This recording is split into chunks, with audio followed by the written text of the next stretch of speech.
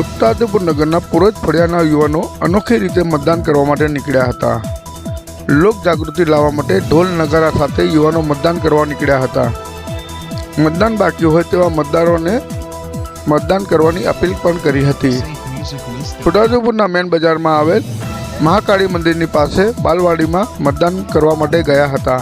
છોટાઉદેપુરથી Ajay Jani.